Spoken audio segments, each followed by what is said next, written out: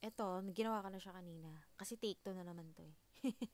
So, parang for example naman, sabi ng boss mo sa'yo, oh, ito yung mga resibo. Kanina, binigyan ka ng 20 resibo. Add mo lang yan.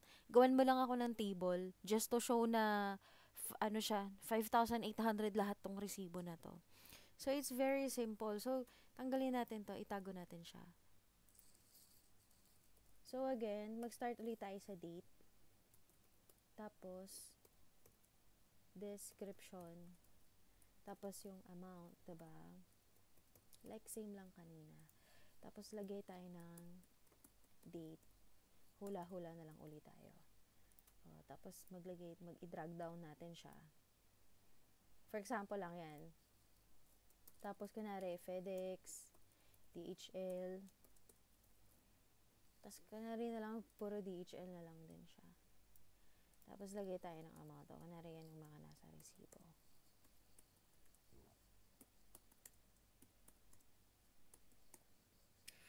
Okay. Right. Tapos, sabi niya, gusto lang naman daw niya makita yung total. So, ito yun sa total, 'di ba? So, click mo lang tong auto sum. Lalabas na siya dito. I think naman parang alam mo siguro to.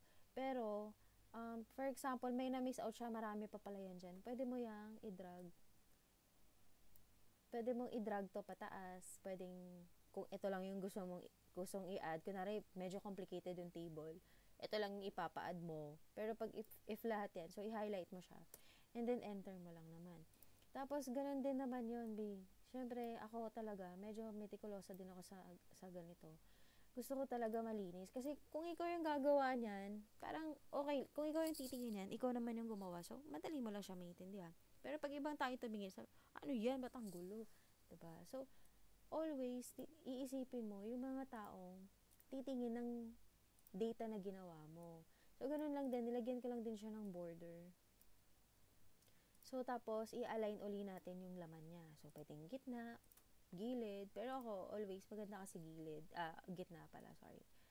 Tapos, border ko siya uli, thick.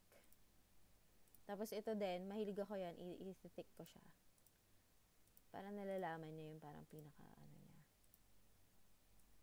Tapos, ito din, pwede rin naman, gusto mo medyo maarte. O, i-thick mo siya. Kasi maganda siya sa mata, diba? Tapos, parang ang pangit dito, may space. Yung iba, ginagawa,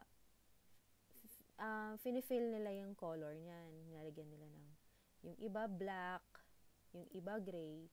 Meron din naman dyan, tinatawag na merge. Ano yung merge? Pagka kinlik mo to, pag highlight mo tong dalawang to, pindutin mo yung merge. O, diba, mag-iisa lang siyang, magiging ganyan siya. Naging isang cell na lang siya. Ang tawag dito is cell.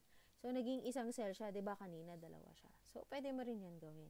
O, tapos, lagyan mo to ng medyo kulay-kulay, kunyari, total. O, tapos, lagyan mo to ng color red. O, i-bold mo siya. Ano be? Bakit ganun? Kasi ano to 2,000, itong Excel na to, yung pinakabagong Excel ata to. Kaya, nag-automatic siya. O yan, diba? Parang, ang simple lang niya, pero malinis siya. Ayun. So, end ko na tong video na to.